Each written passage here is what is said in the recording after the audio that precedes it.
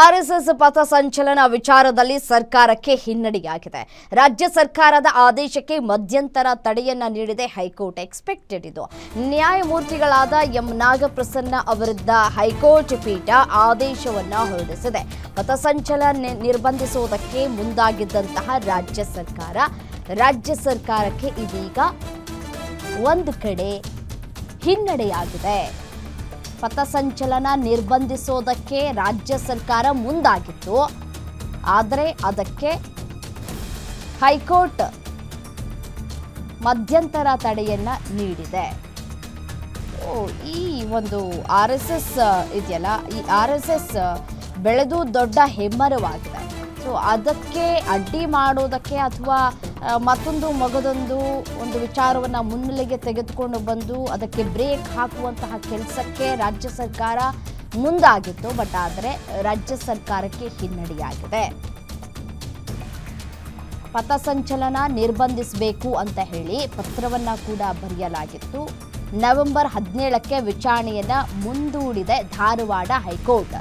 RSS ಪಥಸಂಚಲನ ವಿಚಾರದಲ್ಲಿ ಸರ್ಕಾರಕ್ಕೆ ಹಿನ್ನಡೆಯಾಗಿದೆ. ಇದು ಎಕ್ಸ್ಪೆಕ್ಟೆಡ್, ಹಿನ್ನಡೆ ಆಗುತ್ತೆ ಎನ್ನುವಂತಹ ಎಕ್ಸ್ಪೆಕ್ಟೇಷನ್ಸ್ ಇತ್ತು. ಅದರಂತೆಯೇ ರಾಜ್ಯ ಸರ್ಕಾರಕ್ಕೆ ಹಿನ್ನಡೆಯಾಗಿದೆ. ಆರ್ಎಸ್ಎಸ್ ಒಂದು ಕಡೆ ಜಯವನ್ನ ಸಾಧಿಸಿದೆ. ಪಥಸಂಚಲನ ನಿರ್ಬಂಧಿಸುವುದಕ್ಕೆ ಸಾಧ್ಯ ಆಗಿಲ್ಲ. ಈಗ ಅದು ನವೆಂಬರ್ 17ಕ್ಕೆ ವಿಚಾರಣೆಯನ್ನ ಮತ್ತೆ ಮುಂದೂಡಿಕೆಯನ್ನ ಮಾಡಿದೆ ಧಾರವಾಡ ಹೈಕೋರ್ಟ್.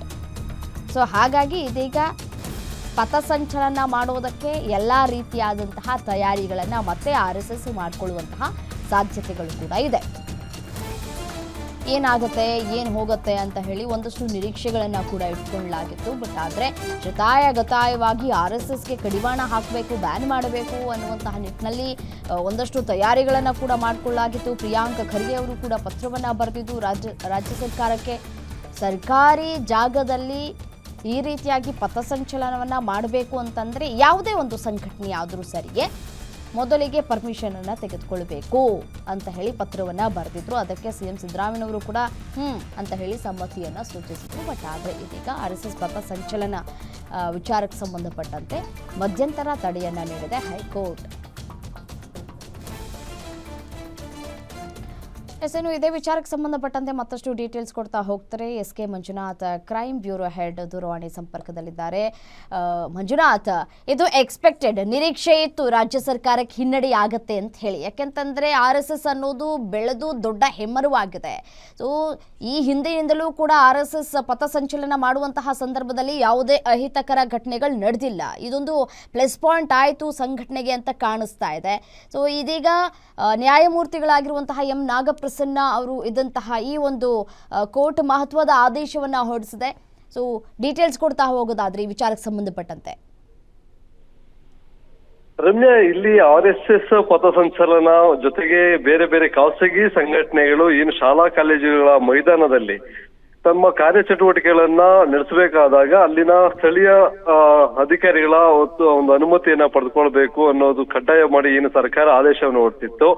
ಆ ವಿಚಾರಕ್ಕೆ ಸಂಬಂಧಪಟ್ಟಂತೆ ಇವತ್ತು ಧಾರವಾಡದ ಹೈಕೋರ್ಟ್ ಪೀಠದಲ್ಲಿ ನಡೆದಂತ ವಿಚಾರಣೆ, ಅಲ್ಲಿ ಹುಬ್ಬಳ್ಳಿ ಮೂಲದ ಪುನಶ್ಚೇತನ ಸೇವಾ ಸಂಸ್ಥೆ ಅಂತಕ್ಕಂತ ಒಂದು ಸಂಸ್ಥೆ ಈ ಸರ್ಕಾರದ ಆದೇಶವನ್ನ ಪ್ರಶ್ನೆ ಮಾಡಿ ರಿಟ್ ಅರ್ಜಿಯನ್ನ ಸಲ್ಲಿಸಿತ್ತು. ಆ ರಿಟ್ ಅರ್ಜಿಯನ್ನ ಪರಿಶೀಲನೆ ಮಾಡಿದಂತಹ ಸಂದರ್ಭದಲ್ಲಿ, ವಿಚಾರಣೆ ನಡೆತಕ್ಕಂಥ ಸಂದರ್ಭದಲ್ಲಿ ಅರ್ಜಿದಾರರ ಪರ ಅಶೋಕ್ ಆರ್ನಳ್ಳಿ ಅವರು ವಾದವನ್ನ ಮಂಡಿಸಿದ್ರು. ಇಲ್ಲಿ 10 ಜನಕ್ಕಿಂತ ಹೆಚ್ಚಿನ ಜನ ಸೇರಿ ಒಂದು ಕೂಟವನ್ನ ಅಂದ್ರೆ ಸೇರಿದ್ರೆ ಅದು ಅಪರಾಧ ಆಗತ್ತೆ, ಕ್ರೈಮ್ ಆಗುತ್ತೆ, ಕಾನೂನು ಬಾಹಿರ ಚಟುವಟಿಕೆ, ಶಾಂತಿ ಕದಡುವ ಈ ರೀತಿ ಎಲ್ಲ ಆರೋಪಗಳನ್ನ ಮಾಡ್ತಾರೆ.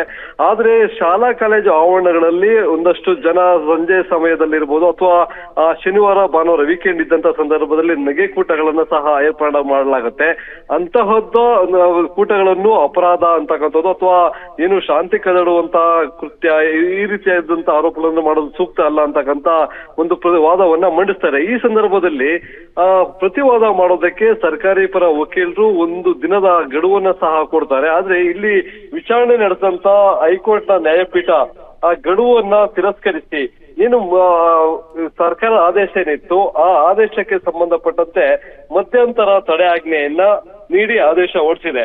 ಇಲ್ಲಿ ಅದ್ರ ಜೊತೆಗೆ ಗೃಹ ಇಲಾಖೆ, ರಾಜ್ಯ ಸರ್ಕಾರ ಇರ್ಬೋದು, ಜೊತೆಗೆ ಹುಬ್ಬಳ್ಳಿ ಕಮಿಷನರ್ ವ್ಯಾಪ್ತಿಯಲ್ಲಿ ಬರ್ತಕ್ಕಂಥ ಕಮಿಷನರ್ಗೂ ಸಹ ಒಂದು ನೋಟಿಸ್ ಅನ್ನ ನೀಡಿರ್ತಕ್ಕಂಥದ್ದು. ಇಲ್ಲಿ ರಸ್ತೆ, ಪಾರ್ಕು, ಮೈದಾನ ಇತ್ಯಾದಿ ಪ್ರದೇಶಗಳಲ್ಲಿ ನಿರ್ಬಂಧ ವಿಧಿಸಿದ ಸಂಬಂಧಪಟ್ಟಂತೆ ಯಾವ ಸೆಕ್ಷನ್ಗಳಲ್ಲಿ ಒಂದು ಇದು ಅನ್ವಯ ಆಗುತ್ತೆ ಅನ್ನೋದ್ರ ಬಗ್ಗೆ ಒಂದು ವರದಿಯನ್ನ ಕೊಡಬೇಕು ಅಂತಕ್ಕಂತ ಒಂದು ನೋಟಿಸ್ ಅನ್ನ ಹೈಕೋರ್ಟ್ ಜಾರಿ ಮಾಡಿರ್ತಕ್ಕಂಥದ್ದು. ಅದ್ರ ಜೊತೆಗೆ ತಮ್ಮ ಸಂವಿಧಾನದಲ್ಲಿ ಆರ್ಟಿಕಲ್ 19(1) ಮತ್ತೆ AB ಏನಿದೆ ಅದು ಜನಸಾಮಾನ್ಯರ ವಾಕ್ ಸ್ವಾತಂತ್ರ್ಯವನ್ನ ಹತ್ತಿಕ್ಕುವಂತ ಕೆಲಸ ಆಗ್ತಾ ಇದೆ, ಅದಕ್ಕೆ ಅವಕಾಶ ಕೊಡಬಾರದು ಅಂತಕ್ಕಂತ ಒಂದು ಅಭಿಪ್ರಾಯವನ್ನು ವ್ಯಕ್ತಪಡಿಸಿರ್ತಕ್ಕಂಥ ಹೈಕೋರ್ಟ್ ಈಗ ರಾಜ್ಯ ಸರ್ಕಾರದ ಆದೇಶಕ್ಕೆ ಒಂದು ಮಧ್ಯಂತರ ತಡೆಯಾಜ್ಞೆಯನ್ನ ಸಹ ನೀಡಿ ಆದೇಶವನ್ನು ಮಾಡಲಾಗಿದೆ. ಇದು ರಾಜ್ಯಾದ್ಯಂತ ಏನು ರಾಜ್ಯ ಸರ್ಕಾರ ಹೊರಡಿಸಿದಂತ ಶಾಲಾ ಕಾಲೇಜುಗಳ ಆವರಣದಲ್ಲಿ ನಡೆತಕ್ಕಂತ ಚಟುವಟಿಕೆಗಳು, ಅದು ಕೇವಲ RSS ಅಂತಲ್ಲ, ಬೇರೆ ಬೇರೆ ಸಂಘಟನೆಗಳು, ಖಾಸಗಿ ಸಂಘಟನೆಗಳು ಏನು ಅನುಮತಿಯನ್ನ ಪಡೆದುಕೊಳ್ಬೇಕು ಅಂತಕ್ಕಂಥ ಒಂದು ಆದೇಶವನ್ನು ಹೊರಡಿಸಿದ್ರು,